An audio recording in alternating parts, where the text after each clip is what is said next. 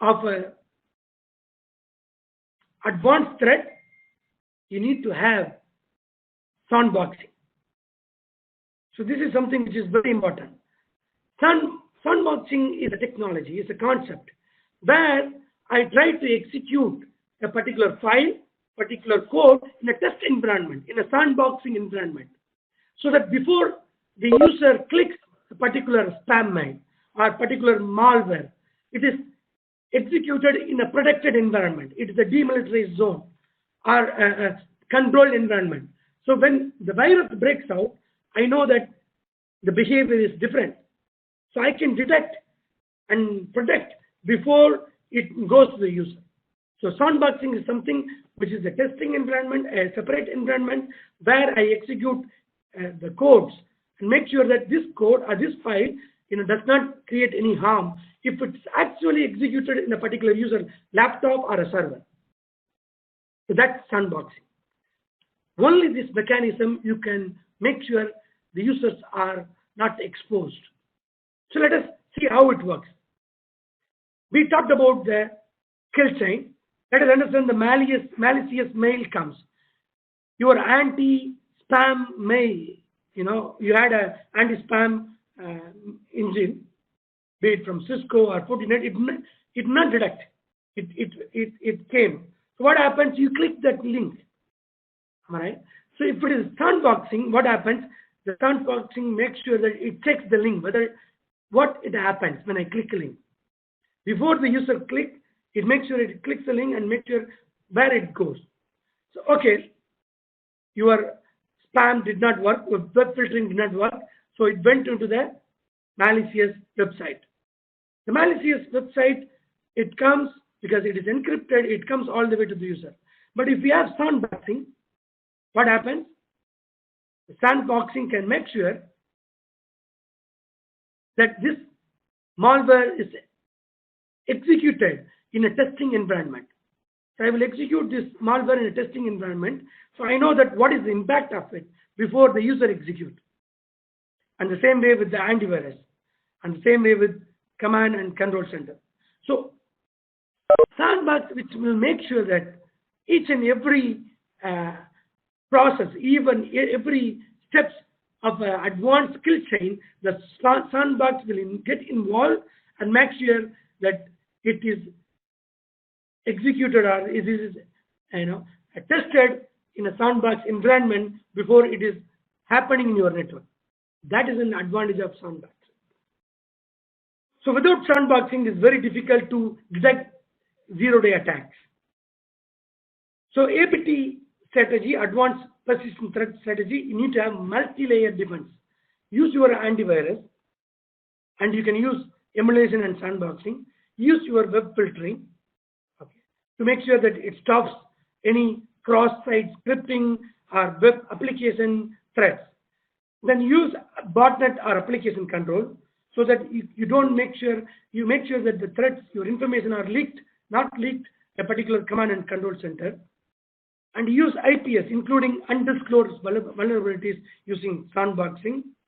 Finally, not only that, you also see the behavior of your network. So my network normally behaves in a certain pattern, but now I see a different pattern in the network traffic. Applications are having heavy load, are having maybe 80-90% load.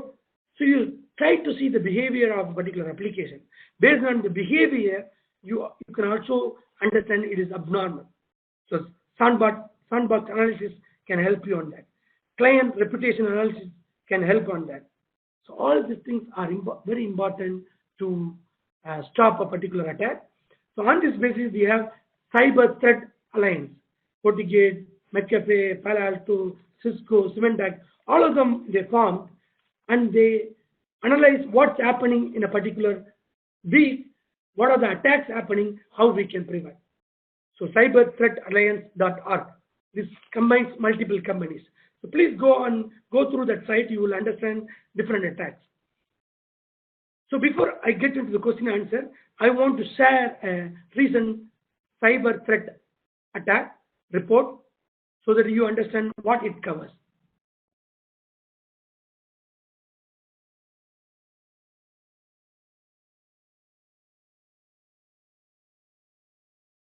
Let me share with all of you recording. So this is the threat landscape report released by FortiGuard in 2018 quarter 2, which is almost, you can say June end. They've been analyzed last 6 months and they've created this report. So let us see what this report contains. It talks about key findings, infrastructure trends. What are the exploit trends? What is happening now? What kind of new trends happening in that? For example, in exploits, malware, and botnet. And then finally, they talk about recommendation. Okay. So this is what the report contains.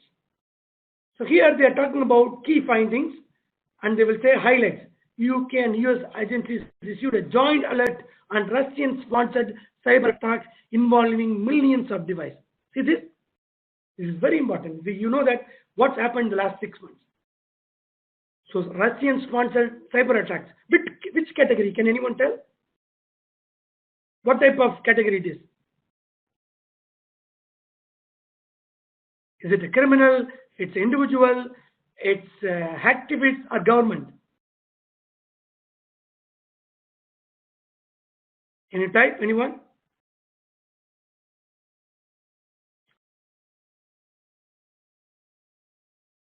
So it's a very good example for government-sponsored attack. Am I right? So you know that. So you can classify based on that attack happened. You know that what type of adversaries are. They are. All governments are issues for the island of Sint Maarten were taken offline for a week by a cyber attack. VPN filter malware affecting a range of IT and OT device. What is OT device? Can anyone tell? IT, we know that. What is OT? Can anyone type? OT is talk about your operational environment, like your SCADA system, your smart cities, your smart car. All of them are part of OT devices. So don't believe that only IT is infected or vulnerable to cyber attacks. Please change this perception. If you have a smart car, I can stop your car anytime on the road. I have a video I will share after this in the group, and you will be amazed to see how automatic cars are controlled by cyber hackers. How power plants are controlled by government agencies for hacking. It's really, you will not be able to sleep after seeing those videos. It's government-sponsored, organizations are doing to make sure that how they can bring down the entire network, entire government, entire business. Believe me, it's very scary. Restaurants, they have dealt on Milton of Spectra, extended the rash of side channel vulnerabilities. 10 million Swift haste. Imagine that. 10 million Swift numbers. A win for good guys. Operational Widewire. Arrested 74 criminals involved in global business email compromise schemes. So this is what you can see from a cyber, threat landscape report. It is very important. Exploits. 96% saw severe exploits. 30 0 days. Malwares. 23, almost 24,000 unique variants. 6 variants spread 10% of the firm. 23% saw cyber cryptojacking malware. See, it is not just hacking, it's called cryptojacking malware. It's completely encrypted. So you cannot know that, the malware. So 23%. Even if you have firewall, if you have everything, still they can do it because it's already secured. It's called cryptojacking malware. Botnets, long-term trends, economic dynamics driven development of ransomware, evolution of rapid malware development through code reuse, agile approaches, evolution of attacks targeting critical infrastructure and IoT devices. Brothers, they are saying that I've read a recent document. Artificial intelligence is a boon or ban.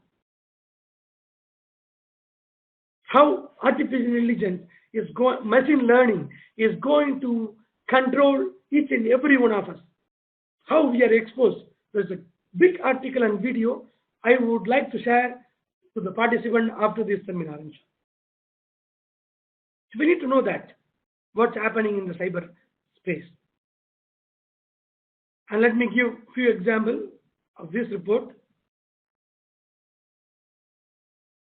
See here, they are giving HTTP, SaaS, IaaS. These are related to cloud, RAS, robotic automation. People are talking about robotics. Am I right?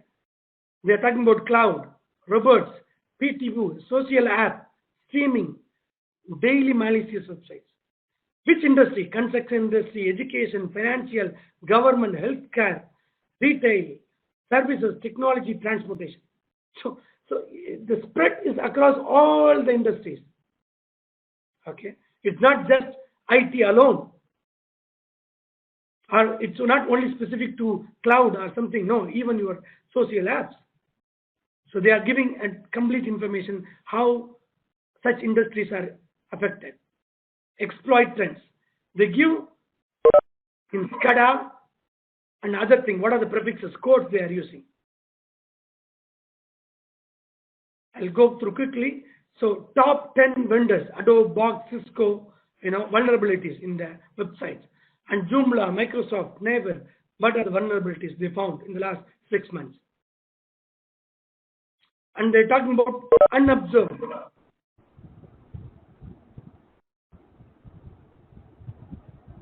See here, they're giving different attacks, vectors, codes. So this is about exploits, malware trends, the recent malwares. They are talking about different malwares. See here, from January to June, what are the different malwares happening? We are talking about cryptojacking malware volumes. It's increasing almost 7%. And also Bitcoin prices. We're talking about the impact of cryptojacking and Bitcoin's prices. So cryptojacking malware volumes and Bitcoin prices. This is what is happening. And these are the different attacks, volumes and different malwares. And infos a country of volumes. Each country, how they are stealing. So most of them are coming from, the first one is Israel, info stealers. They are rated as a top country which is stealing the information. Israel, Indonesia, India, Turkey, and the last one is Hong Kong. Relative volume of Loki and Ferret info stealers by country. So Israel tops in this entire info stealers statistics. Mini focus, how it's happening in the country. So I would share this report. It's just a glimpse of it, which gives you an idea what's happening in the cyberspace. Okay, we have come to the end of this entire seminar, entire webinar. Before I end, I would like to share, a small video, a 5-minute video, to see how anyone can hack into a network. Are you ready for that? Would you like to see that? Yes, bro. Please. Okay, great. So let me share you a video which will show you a complete attack life cycle. Get ready. Let's get in few minutes.